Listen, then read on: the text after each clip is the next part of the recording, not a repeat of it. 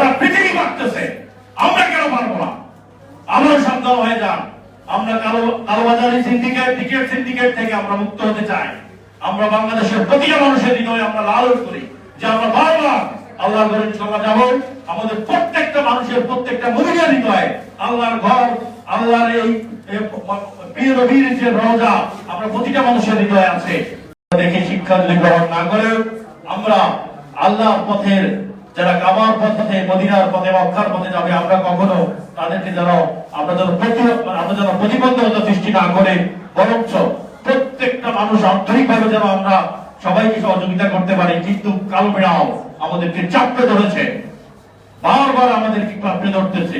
আমরা একটা আশার আলো দেখেছিলাম যে বাংলাদেশের নব আলো, নবযুগন্ত নতুন স্বাধীনতার মাধ্যমে বাংলাদেশের মানুষ সকল স্বাধীনতা উপভোগ করবে। কিন্তু না, ফ্যাসিস্ট সরকারের সেই দালালেরা এখন রয়েছে, যারা বারবার সিন্ডিকেট করতেছে।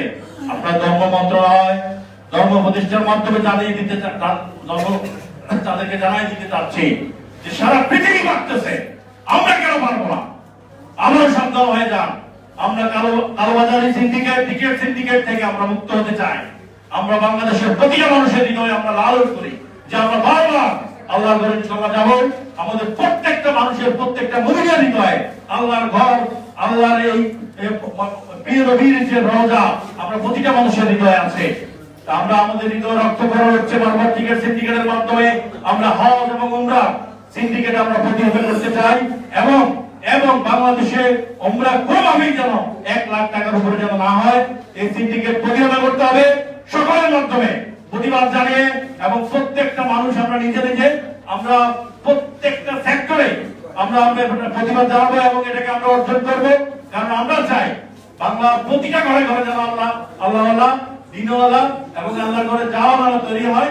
আমরা প্রত্যেকের জন্য দোয়া করবো এবং আমাদের এই ফ্যাসিস্টের দোষকদেরকে আমাদেরকে প্রতিহত করতে হবে এবং টিকেটের সিন্ডিকেট আমাদেরকে ভাঙতে হবে। সবাইকে ধন্যবাদ জানিয়ে আমার সংক্ষিপ্ত বক্তব্য এখানে শেষ করতেছি। আবার দেখা হবে। আসসালামু আলাইকুম ওয়া রাহমাতুল্লাহ।